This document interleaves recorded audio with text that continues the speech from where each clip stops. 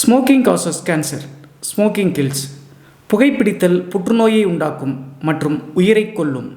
Consumption of alcohol is injurious to health. மது அருந்துதல் உடல் நலத்திற்கு கேடு விளைவிக்கும். Be safe, don't drink and drive. பாதுகாப்பாக இருப்பீர், மது அருந்துவிட்டு வாகனம் ஓட்டாதீர்.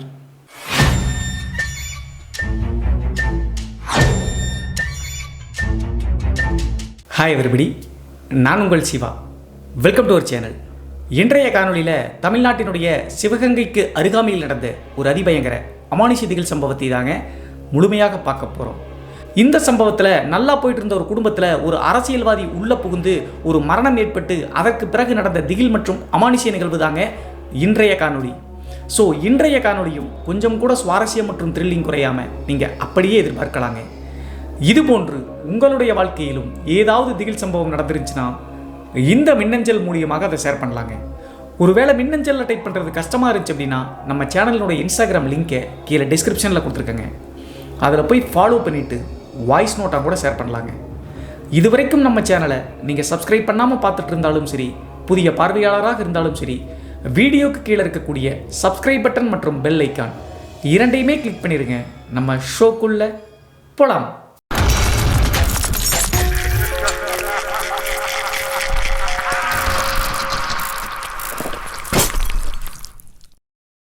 இந்த அமானுஷ சம்பவம் நான் ஏற்கனவே சொன்ன மாதிரி தமிழ்நாட்டினுடைய சிவகங்கையிலிருந்து ஒரு 20 கிலோமீட்டர் தள்ளி இருக்கக்கூடிய அழகிய கிராமத்தில் 2010 காலகட்டத்தில் நடந்த திகில் சம்பவம் தாங்க இந்த சம்பவம். இந்த சம்பவத்தை நம்மளுக்கு மின்னஞ்சல் மூலியமாக ஷேர் பண்ணது கீர்த்தனா அப்படிங்கிற நம்ம சேனலினுடைய சப்ஸ்கிரைபருங்க. இந்த நிகழ்வு 2010 காலகட்டத்தில் கீர்த்தனாவுடைய தூரத்து சொந்தமான வசந்தி அப்படிங்கிற பெண்ணுக்கும் அவருடைய கணவருக்கும் நடந்த திகில் நிகழ்வுங்க.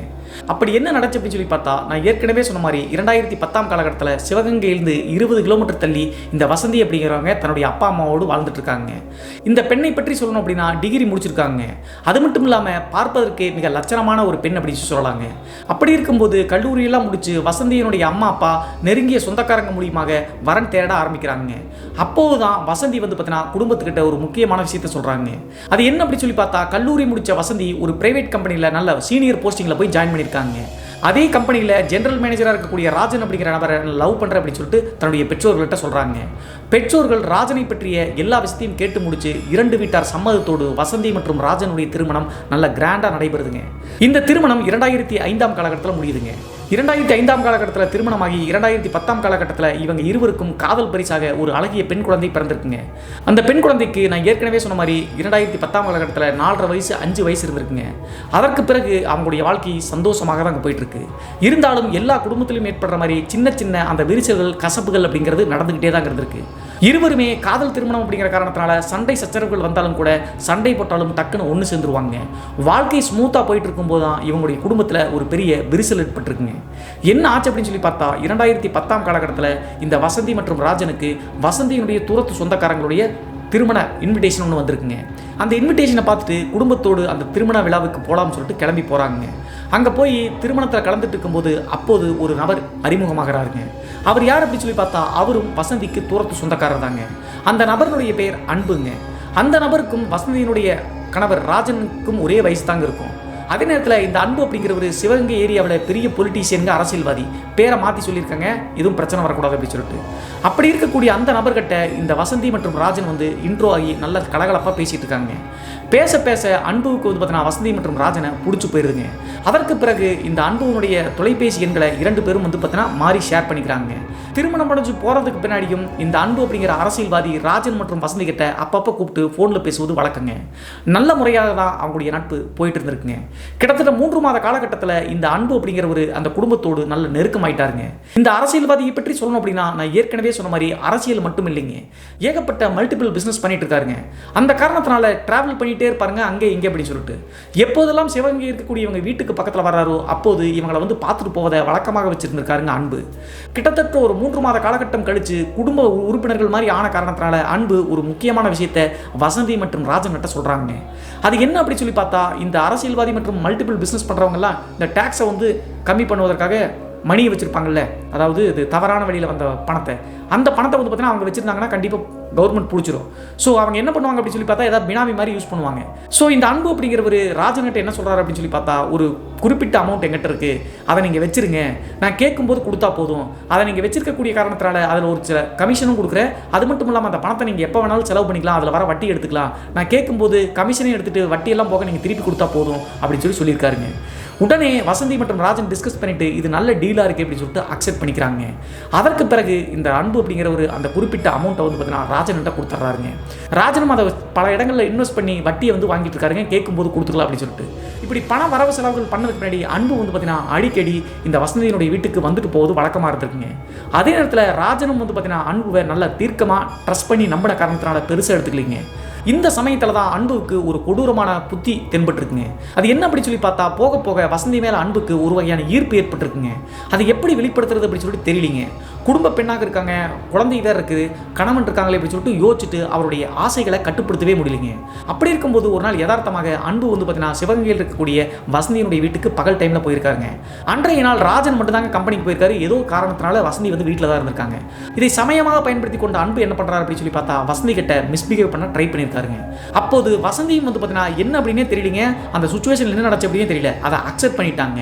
ரெண்டு பேரும் கணவன் மனைவி மாதிரி தவறான முறையில் இருந்துட்டாங்க. அதற்கு பிறகு தான் வசந்தி வந்து ஃபீல் பண்ணவே ஆரம்பிச்சிருக்காங்க. நம்ம காதலிச்சு கல்யாணம் பண்ண ராஜனை துரோகம் பண்ணிட்டோமே அப்படின்னு சொல்லிட்டு யோசிச்சிருக்காங்க. இவ்வளவு யோசிச்சாலும் கூட வசந்திக்கு வந்து பார்த்தீங்கன்னா தான் செய்வது தவறு அப்படின்னே தெரியாமல் ஒரு வகையில் இது சரி அப்படின்னு சொல்லிட்டு அவங்களுடைய மனசு சொல்லியிருக்குங்க. அதற்கு முக்கிய காரணம் எல்லா குடும்பத்திலையும் வர மாதிரி சின்ன சின்ன சிறு சண்டைகள் வரும்ல, அந்த சண்டைகளை வந்து பார்த்தீங்கன்னா ஆப்போசிட்டில் வச்சு நம்ம செஞ்சது சரிதான் அப்படின்னு சொல்லிட்டு யோசிக்க ஆரம்பிச்சு காம்ப்ரமைஸ் ஆகிட்டாங்க. அதே நேரத்தில் அன்போட இந்த தவறான முறையில் ரிலேஷன்ஷிப்பில் இருந்தாலும் கூட தன்னுடைய கணவரையும் விட்டு கொடுக்கலீங்க. இந்த பெண் ரெண்டு பேர்த்தையும் ரெண்டு ட்ராக்ல ஓட்டலாம் அப்படின்னு சொல்லிட்டு நினச்சிட்டு இருந்திருப்பாங்களாட்டுருக்குங்க. இப்படி ரெண்டு பேரும் தவறான முறையில் ரிலேஷன்ஷிப்பில் இருந்த பிறகு அடிக்கடி ராஜன் கம்பெனிக்கு போனதுக்கு முன்னாடி அன்பு வந்து வீட்டுக்கு வந்துட்டு போவது வழக்கமாக வச்சிருக்காருங்க. போக போக 2-3 மாத காலகட்டங்களில் எப்படியோ ராஜனுக்கு இந்த தகவல் கசிய ஆரம்பிச்சிருச்சுங்க. பல நாள் திருடம் ஒரு நாள் அகப்படுவான் அப்படின்னு சொல்லக்கூடிய அந்த பழமொழிக்கேற்ப இந்த ரெண்டு பேர்த்தினுடைய இல்லீகல் ரிலேஷன்ஷிப் அவருக்கு புரிய ஆரம்பிச்சிருச்சுங்க. இதை கேட்ட உடனே ராஜன் மனசுடைஞ்சு போயிட்டாருங்க. காதலிச்சு ஆசையாக தன்னுடைய மனைவியாக்கணுமே வசந்தியை, இவன் எப்படி நம்மளுக்கு துரோகம் பண்ணா அப்படின்னு சொல்லிட்டு யோசிக்கிறாருங்க.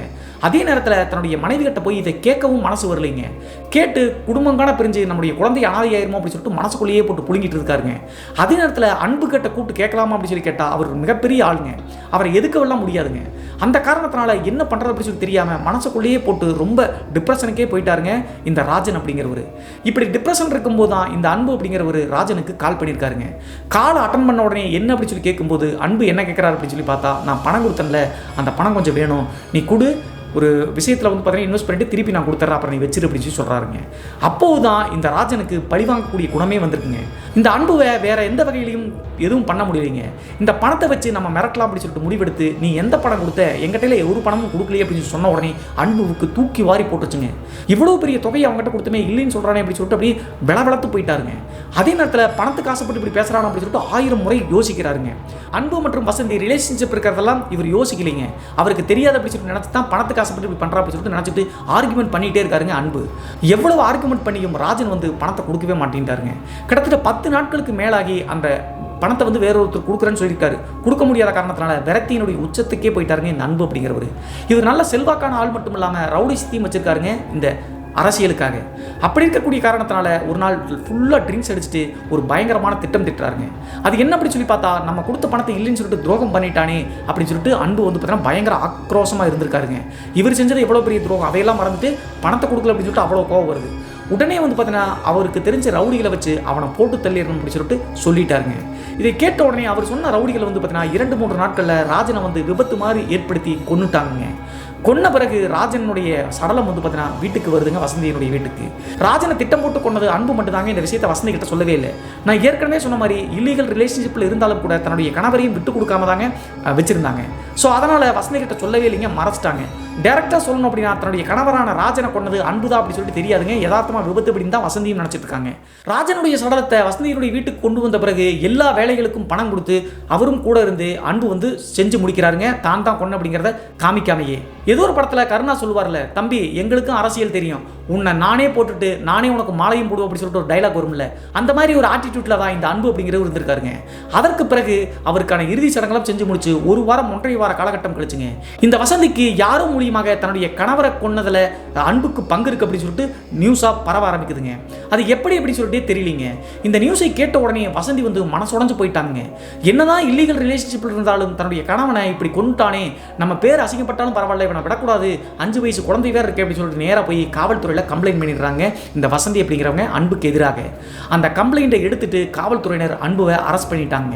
அவ்வளவு பெரிய வசதி மற்றும் அரசியல் செல்வாக்கு இருந்தாலும் கூட இந்த கொலைகேஸில் வந்து பார்த்தீங்கன்னா ஒன்றும் பண்ண முடியாதுங்க. ரிமாண்ட் பண்ணி எடுத்து போய் காவல்துறையில் விசாரணைக்காக கூட்டிட்டு போயிட்டாங்க. கிட்டத்தட்ட 2 மாத காலகட்டம் அந்த என்கொயரி ஸ்டேட்டஸ்லேயே போயிட்டே இருந்திருக்குங்க. 2 மாத காலகட்டம் கழிச்சு இந்த அன்பு அப்படிங்கிறவர் அவருடைய அரசியல் செல்வாக்கு மற்றும் இதையும் பயன்படுத்தி பெயிலில் வந்து வெளியே வந்துட்டாருங்க, ஜாமீன் மூலியமாக.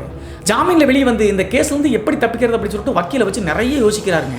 அப்போது இதற்கு ஒரே ஒரு வழி என்ன அப்படின்னு சொல்லி பார்த்தா, வசந்தியை வந்து கன்வின்ஸ் பண்ணி அந்த கேஸை வாபஸ் வாங்கிட்டா இதுல இருந்து தப்பிக்கலாம்னு சொல்லிட்டு அந்த ஒரு ஆப்ஷன் தாங்க இருந்திருக்கு. அதனால வேற வழி இல்லாம நேராக வசந்தி கட்டியே போயிட்டாருங்க இந்த அன்பு அப்படிங்கிறவர்.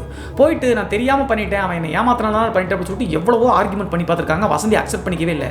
கடைசியாக 2-3 நாள் அன்பு போய் கேட்டு பார்த்துட்டு வசந்தி அப்படிங்கிறவங்களும் கொஞ்சம் யோசிக்க ஆரம்பிச்சிட்டாங்க.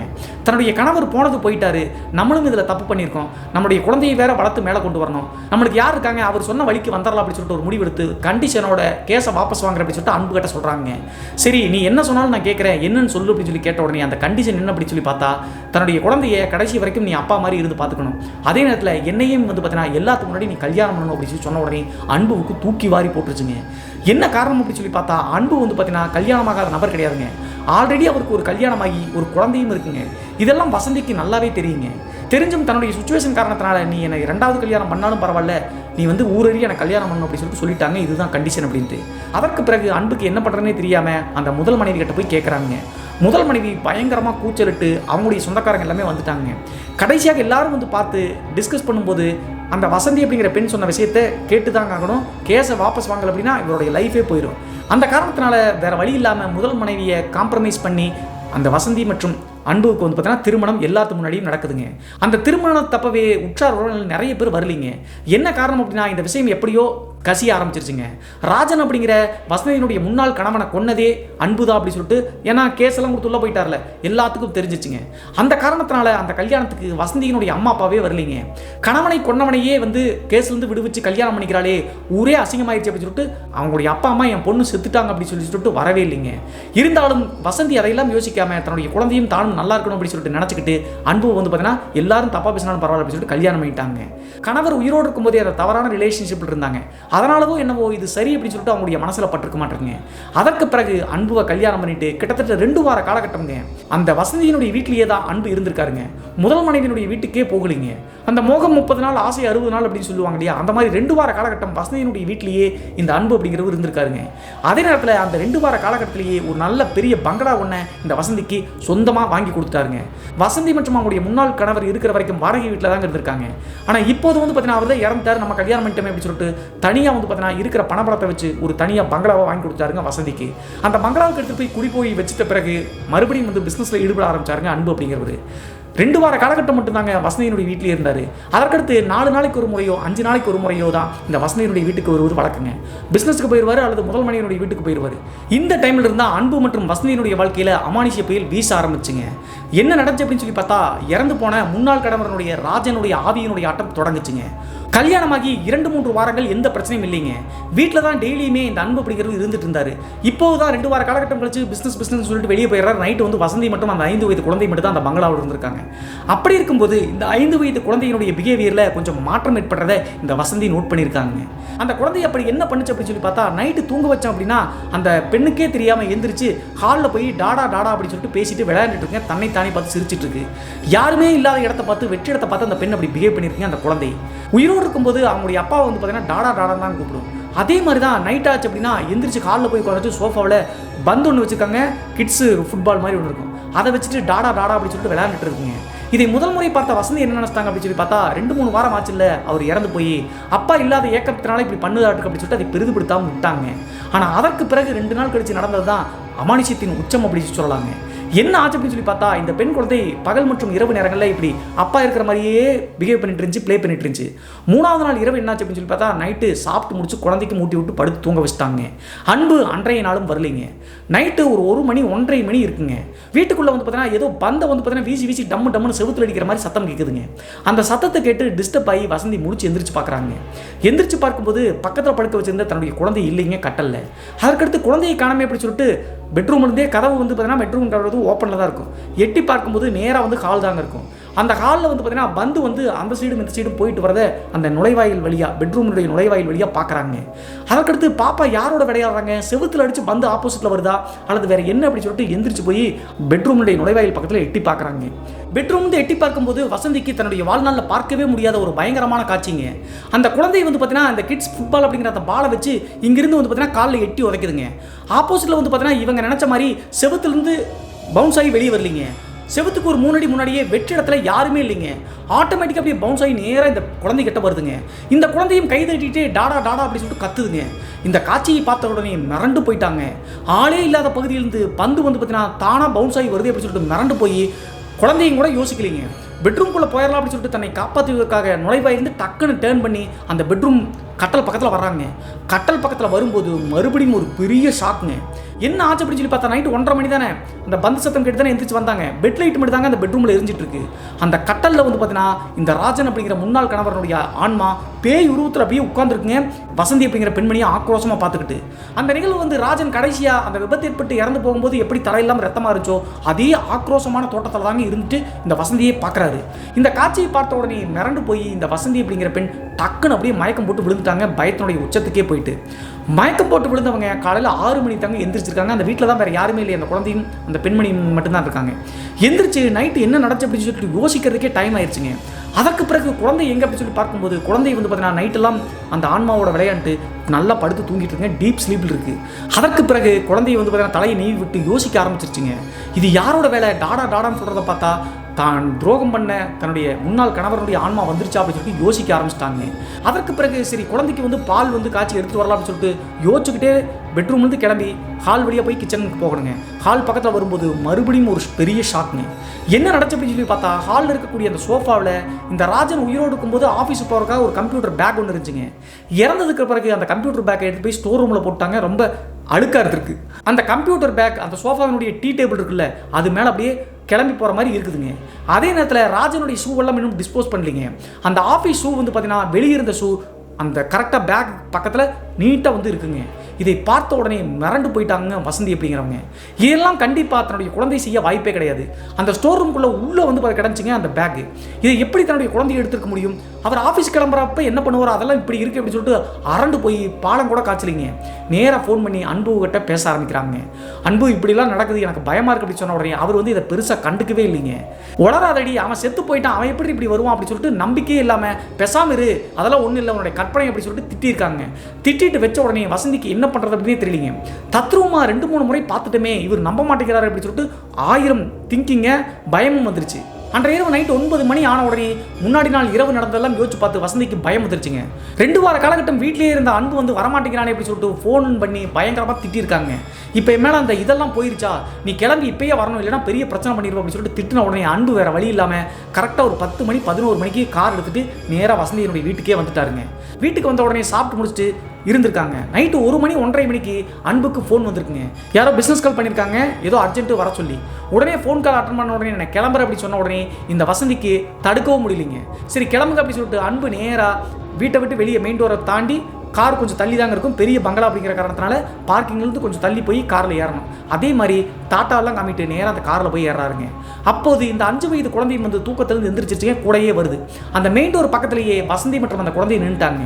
அது இந்த படிக்கட்டிலேருந்து கீழே இறங்கி நேராக அந்த கார் இருக்கக்கூடிய பகுதியில் போய் உள்ளே ஏறி அன்பு வந்து காரை ஸ்டார்ட் பண்ணுறாருங்க. இது எல்லாத்தையும் பார்த்துட்டு இருந்த வசந்திக்கு ஒரு 2 செகண்டில் மறுபடியும் ஒரு பெரிய அதிர்ச்சிங்க. என்ன நடந்துச்சு அப்படின்னு சொல்லி பார்த்தா அன்பு வந்து உள்ளே போய் காரில் ஏறி ஸ்டார்ட் பண்ண பிறகு டக்குன்னு வந்து பார்த்தீங்கன்னா வசந்தியினுடைய கண்களுக்கு ஒரு காட்சி தட்டுப்படுதுங்க. காரினுடைய பின்னாடி டோரில் இன்னொரு நபர் ஏறுற மாதிரி தத்ரூபமாக பார்க்குறாங்க. யாராவது அப்படி சொல்லி குத்து பார்க்கும்போது இறந்து போன தன்னுடைய முன்னாள் கணவனுடைய ஆன்மா தாங்க. அதை பார்த்த உடனே கூப்பிட்டு கத்தவும் முடியலைங்க, சொல்லவும் முடியல. அப்படியே ஸ்டன் ஆன மாதிரி இந்த வசந்தி அப்படிங்கிற அப்படியே பிரம்ம பிடிச்ச மாதிரி நின்றுட்டாங்க. அதே நேரத்தில் இந்த 5 வயது குழந்தை இருந்துச்சுல்ல, அந்த ஆன்மா வந்து பார்த்தீங்கன்னா காரில் ஏறதை பார்த்துட்டு டாடா காரில் போகிறாரு அப்படின்னு சொல்லிட்டு பயங்கரமாக சத்தம் போடுதுங்க, சிரிக்குது. அந்த குழந்தை இவ்வளவு பிஹேவ் பண்ணாலும் கூட இந்த பெண்மணி அந்த பயத்திலிருந்து மீண்டு வரவே முடியலைங்க. காரும் வந்து பார்த்தீங்கன்னா வெளியே போயிருச்சுங்க. கிட்டத்தட்ட 10 நிமிடம் அந்த நுழைவாயில தாண்டி அப்படியே ஸ்டன் ஆகியுமே நின்றுட்டே இருக்காங்க. என்ன நடந்துச்சு அப்படின்னு தெரியல. 10 நிமிடம் கழிச்சு இந்த வசந்தி அப்படிங்கிற பெண்ணுக்கு ஃபோன் காலில் யாரோ ஃபோன் அடிச்சுக்கிட்டே இருக்குங்க, ரிங் ஆகிட்டே இருக்கு.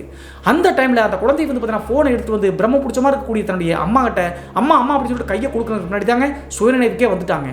என்ன நடந்துச்சு கொஞ்ச நேரத்தில் அப்படி சொல்லிட்டு யோசிக்கவே இல்லைங்க. ஃபோன் அட்டன் பண்ணி பேசும்போது அது புது நம்பருங்க.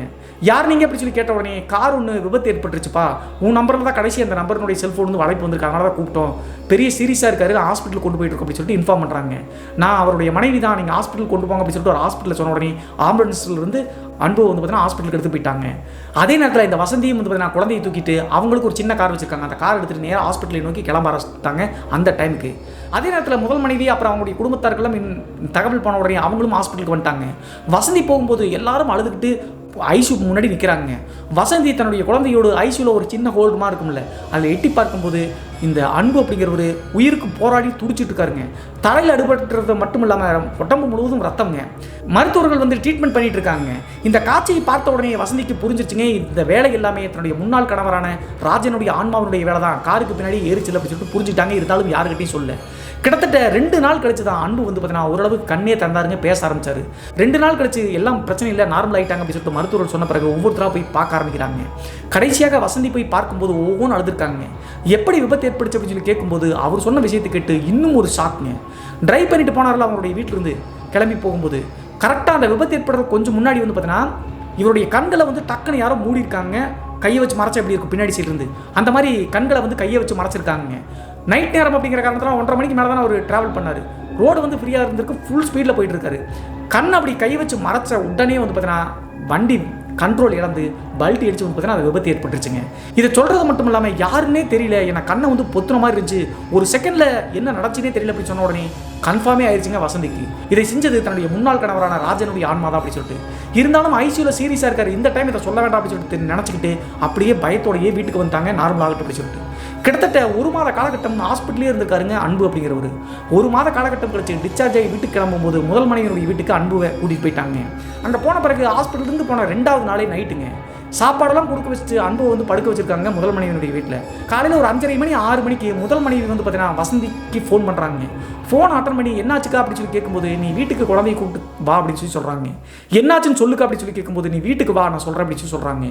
கிளம்பி அங்கே போய் பார்க்கும்போது அந்த ஏரியாக்காரங்க அந்த அரசியல்வாதி தொண்டர்கள் எல்லாரும் வந்து பார்த்தீங்கன்னா கும்பலாக அழுதுட்டு இருக்காங்க. என்னடான்னு உள்ளே போய் பார்த்தா அந்த பெட்டில் வந்து நைட்டு படுக்க வச்சாங்கல்ல, காலையில் வந்து பார்த்தீங்கன்னா காது வழியாக ரத்தம் போய் உயிரை விட்டுட்டாருங்க அன்பு அப்படிங்கிறவர். ஆப்ரேஷன் எல்லாம் சக்ஸஸ்ஃபுல்லாக நல்லா தான் பண்ணாங்களாங்க. ஆனால் இது எப்படி நடந்துச்சு அப்படின்னு சொல்லிட்டு ஒன்றுமே புரியலிங்க. ஆனால் வசந்திக்கு மட்டும் நல்லா தெளிவாக தெரிஞ்சுங்க, இதை செஞ்சதும் தன்னுடைய முன்னாள் கணவரான ராஜனுடைய ஆன்மா தான் தன்னுடைய சாவுக்கு மற்றும் துரோகத்துக்கு பழிவாங்குது அப்படின்னு சொல்லிட்டு நல்லாவே தெரிஞ்சிச்சுங்க. கடைசியாக அன்புவனுடைய இறுதி சடங்களை கலந்து முடிச்சுட்டு நேராக வசந்தி வந்து பார்த்தீங்கன்னா அவர் வாங்கி கொடுத்த வீட்டுக்கு போயிட்டாங்க. அன்பு இறந்ததுக்கு பின்னாடி வீட்டை விட்டு வெளியே வரவே இல்லைங்க, டிப்ரெஷனுக்கே போயிட்டாங்க இந்த வசந்தி அப்படிங்கிறவங்க.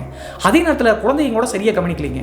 கிட்டத்தட்ட 15 நாட்கள்லேயேங்க ஒரு நாள் காலையில் 6 மணி 7 மணி தோராயமாக இந்த 5 வயது குழந்தை என்ன பண்ணியிருக்கு அப்படின்னா வீட்டை விட்டு வெளியே வந்து காம்பவுண்ட் எல்லாம் தாண்டி ரோட்டில் வந்து அழுதுகிட்டே போயிருந்துருக்குங்க.